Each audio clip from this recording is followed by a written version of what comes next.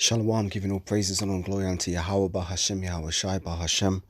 Wakakadash, double honors unto the elders and apostles of great millstone of all well, and shalom to all the Archeum teaching this word around the globe with faith and truth and sincerity. I'm the brother Caleb from the GM's London Forecasters Camp, back with another lesson to help edify the Lord's elect.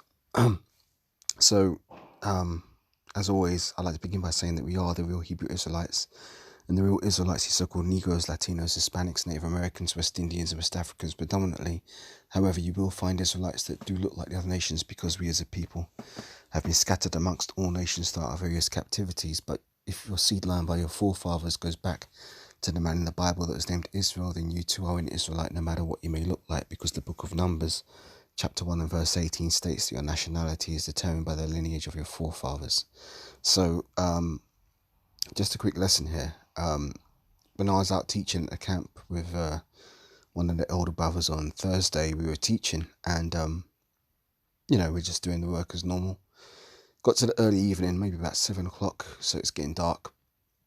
We were teaching away, and as we were speaking, we were, just going through precepts on the topic. There was nobody speaking with us at that point, so we were just, going into some scriptures.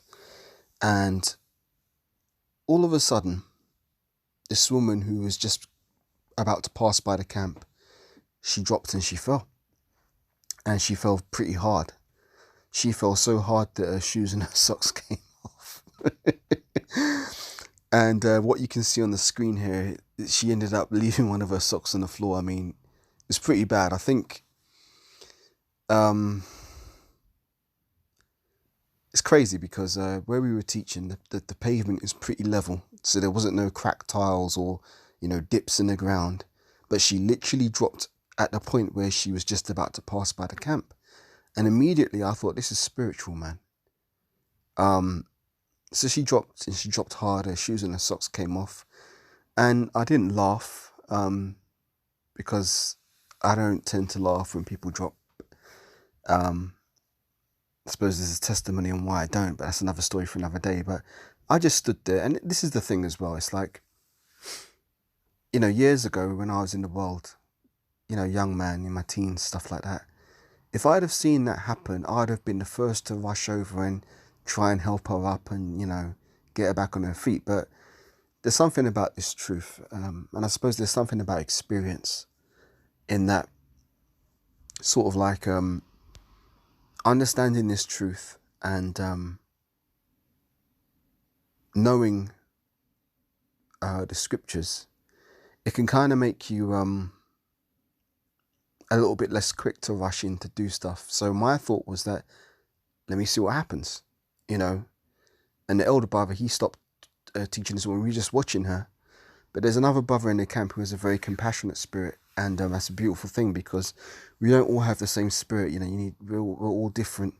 I have my tendencies. Other brothers have their tendencies.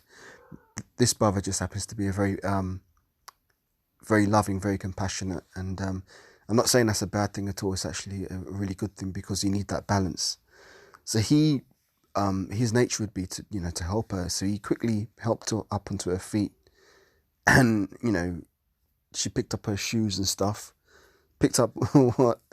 I think she must have been ashamed. She didn't pick up this sock. It was left on the floor. And she says, "Oh, thank you." And then she proceeded to hurry down the road to get on a bus. And I turned to the elder and we both said, "You know what?" I said, "It's spiritual." She literally tripped over the camp. It's almost as if an angel had stuck its foot out and she buckled because it was right at the, how do you describe this? The line, because I'm standing on the right, the other elder brother's standing on the left. It's almost as soon as she got in line with the camp, that's the very point where she buckled and dropped, so she fell right in front of us. And I said to the elder, that's spiritual, because she literally tripped over the camp. So this truth was a stumbling block to her, quite literally. But the thing is, she could have taken that and used that as an opportunity to actually hear what we were saying. But she didn't even regard what we were saying. She didn't want to hear. She was hurrying down the road to get on a bus. And it's very interesting because we're coming into a time where we're not going to be out there for that much longer. You know, the opportunity to get this truth is get it now or face the consequences, essentially. And evidently the Most High didn't want her to receive this truth. He made her drop. So she heard a little bit of what we were saying, but she didn't stop to really eat. When I say eat, because we're offering this knowledge, wisdom, and understanding, which is likened unto spiritual meat. You know, she didn't even stop to listen. She had better things to do, bigger fish to fry, as they say. So I thought it was all very interesting, and let me get some precepts here. Proverbs 3:23.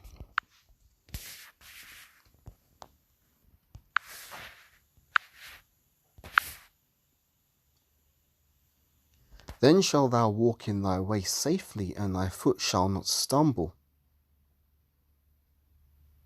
So this is what the truth can do for you, man. It's a light, a lamp unto our feet. We don't stumble.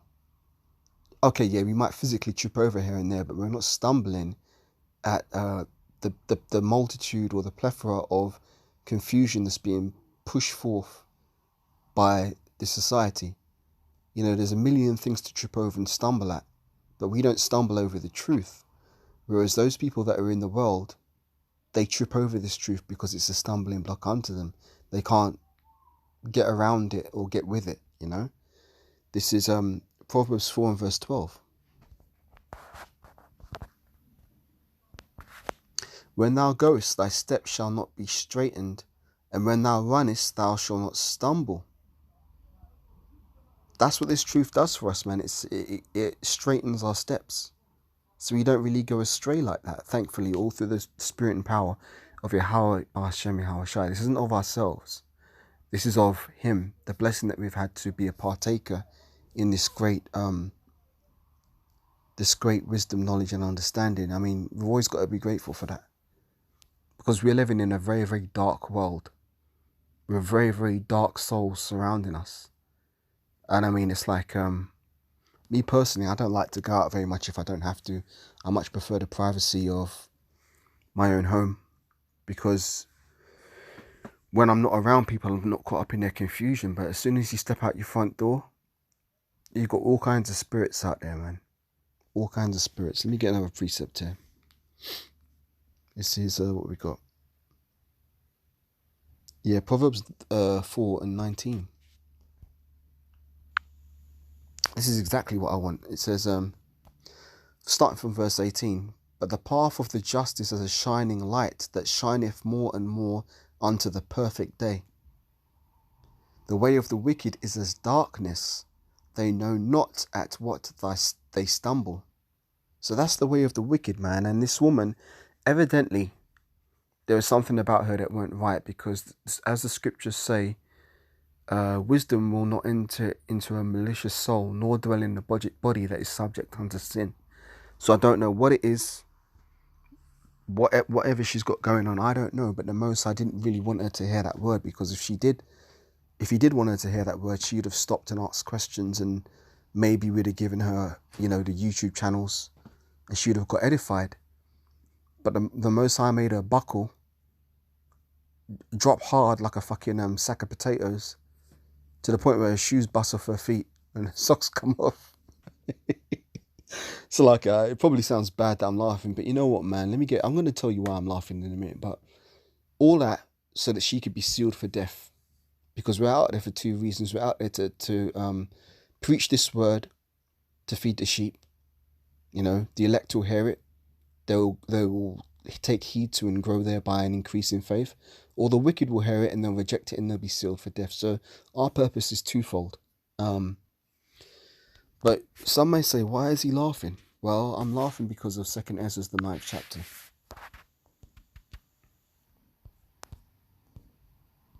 I'm also laughing because of Proverbs 1 and 1. Let me get Proverbs 1 and 1 the first chapter first, to establish my point on why I laugh.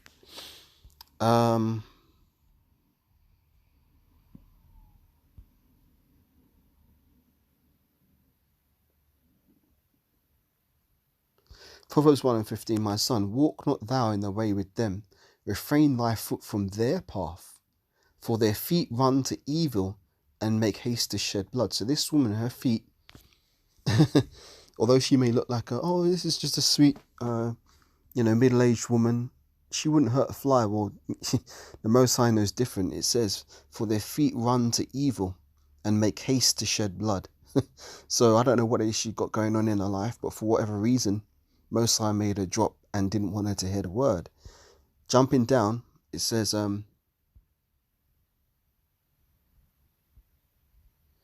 24, it says, now let me give it the real. Proverbs 1:20, because this is exactly what we was doing on that day out there teaching. Proverbs 1:20, wisdom crieth without, she uttereth her voice in the streets. She crieth in the chief place of concourse, in the openings of the gates. In the city she uttereth her words, saying, how long will ye simple ones, will ye love simplicity? And the scorners delight in their scorning, and fools hate knowledge. Turn you at my reproof. Behold, I will pour out my spirit unto you. I will make known my words unto you. Because I have called and ye refused, I have stretched out my hand, and no man regarded. But ye have set at naught all my counsel, and will take none of my reproof. Here's the point. I will also laugh at your calamity. I will mock when your fear cometh. So, yeah, I'm laughing. And it might seem cold and it might seem heartless, but guess what? We live in a cold and a heartless world. And, the scriptures say, when thou doest good, know to whom thou doest good too. So it's like you can't just look at people and assume, hey, you know what, man? This is another human being. This is another person. They think the way I think and they've got feelings the way I feel. I've got to put this out there and just be real about it. Look, man, a lot of these people out here, they've got demons on them. And you don't know what kind of wickedness people are engaging in because they often don't show it. A lot of things people keep hidden, they keep guarded and they keep close to their chest. But if you really knew what they were into or involved in, it might make your head spin. But being spiritual men, we read spirits and there's certain things you can pick up on. But my point is that as you grow in this truth, you become a little bit more, the word is austere. Because the Lord Yahushua was austere. Now, obviously, we do show compassion, we do show mercy, we do be patient, with certain people when we're dealing with them. But there's certain times where you have to read the spirit and be like, hey, you know what? This person just ain't right. And if you're not cognizant of that, the demon in that person can start to play upon your emotions and put you into situations which may be compromising for you. I'll give a good case in point. When I was teaching with the elder the other day, we had this guy come up, right? You'll probably see it on the video when I upload the videos. I don't know if you'll actually see the woman dropping because that kind of happened on the opposite side of the camera. You might hear it, but earlier on in the day, we had this Jake come up, this worldly nigger. He comes up and he's got more words in his mouth than fucking probably teeth he had. He's got more words in his mouth than he had teeth. Let's put it that way. So he couldn't stop talking. But we were trying to teach the guy, trying to deal with him, trying to be reasonable with him. But at one point, I noticed this nigger's hands, right? And he had his fingernails painted. So I said to him, hey, yo, you painting your fingernails? He's like, yeah. I says, why are you painting your fingernails? Oh, well, because I play guitar, innit? And yeah, because I play guitar. I said to him, hey, look, man, that's some bullshit because painting your fingernails isn't going to help you fret a G major chord any better or a B minor chord any better or an F bar chord any better. It's not going to help you do that. That's all fucking stuff of the world. You're just doing it because you want to look good. And I said, you shouldn't be doing that because I said, painting of the fingernails is a feminine custom and the man's not supposed to wear that which pertaineth unto a woman and a woman is not supposed to wear that which pertaineth unto a man. So I says, look, you need to stop doing that, because you're going off. And he's like, oh yeah, all right. But we kept talking. But this guy, he wasn't really there to be edified. He was just there to prevent other people from hearing the word, because I noticed that whenever anybody came up to try and ask a question, the demon in this dude started to get roused up and would talk over the person. So obviously being cognizant of the situation, I perceived that, hang on a minute, This is a guy that's just trying to choke the word out of other people. He ain't going to get it. But it's not enough that he's not going to get it. He's there to try and choke it out of anybody else getting it. I perceived this. But the older brother who I was teaching with at the time, he was being very patient with this guy and trying to work with him. Eventually it got to the point where, and it's spiritual, because one of the people who were the other people there who were asking questions, they left. And as soon as they left, he goes, "Oh, I've got to go now. I've got to go now. Yeah, it's time for me to go." And he left. Now, this is the thing. You got to be spiritual, because sometimes the demons tell what they're actually doing. They, like, how do you say? They're holding up a fake facade. They're playing the game. But sometimes the demons actually, as one of the brothers would say, spill the tea. Or they actually say what they're literally about. And this guy says, "Oh yeah, it's time for me to go now. I've got to go." And he dipped. So afterwards, I was talking to the elder brother, and the elder brother lost his train of thought because this guy was very distracting. So I said to him, that guy, he was just a demon, and he was just sent to choke the word out of other people and to distract you. And then he realized, he's like, "Oh yeah, you're right. And he says, sometimes I think I've got to be, sometimes I'm too nice or too compassionate. But as I say, every brother's got their different measure, and we need everybody to make this thing work. Not everybody can be austere. Not everybody can be too kind. It's all a delicate balance. And as the scriptures say, iron sharpeneth iron. So it's very beautiful when brothers come together and all of our different spirits work to make the situation work, because as Apostle Paul said, the body is not just of one member, but many. And if everybody were an eye, where would be the hearing?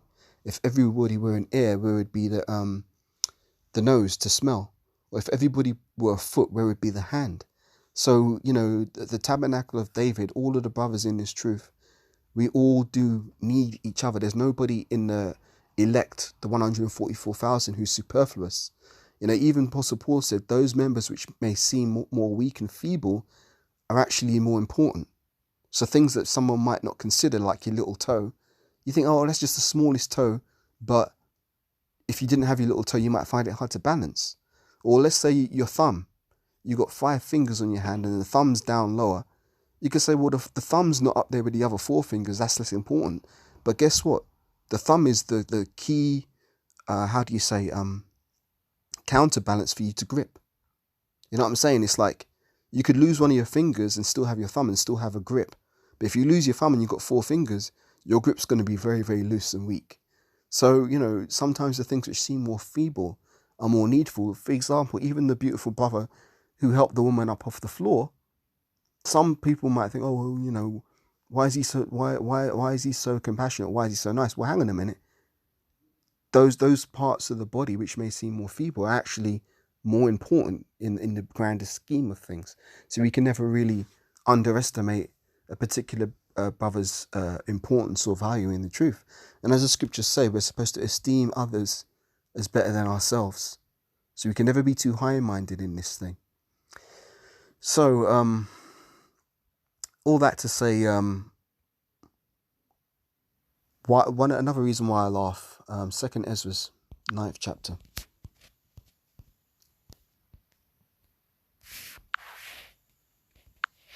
Second Ezra 9, starting from verse 1, he said, I'm going to jump down. Verse 9, "Then shall they be in pitiful case which now have abused my ways, and they that have cast them away despitefully shall dwell in torments. For such as in their life have received benefits and have not known me."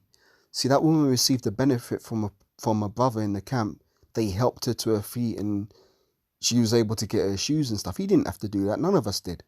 But he helped her to her feet. He gave her a benefit, but yet she didn't want to know the Lord.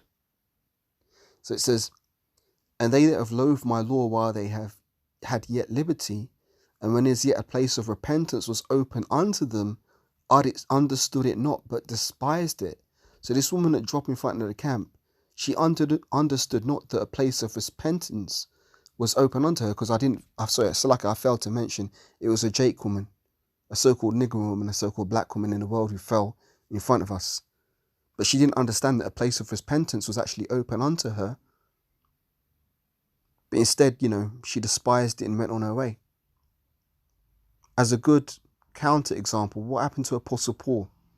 When Apostle Paul got knocked off his horse and he heard the voice of the Lord, Apostle Paul repented.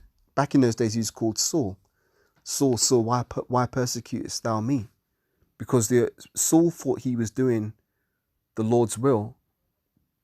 He had the right, he had a zeal for the Lord, but not according to knowledge. It took Yahushua to knock him off his horse on the road to Damascus and to sup with him and to blind him. And that's when Apostle Paul received the knowledge of the truth, and his name was changed to Paul, and then he started doing the work. But I'm saying that's another. People can stumble over the camp, get up and walk on their way, or people can be knocked down by Yahushua and then come into the knowledge of the truth. I laugh, but it's really a shame that this woman didn't stop to receive the word. But at the end of the day, we don't get to choose who receives this word. It's all through the will of Yahweh Hashem Yahushua, pertaining to John the 17th chapter.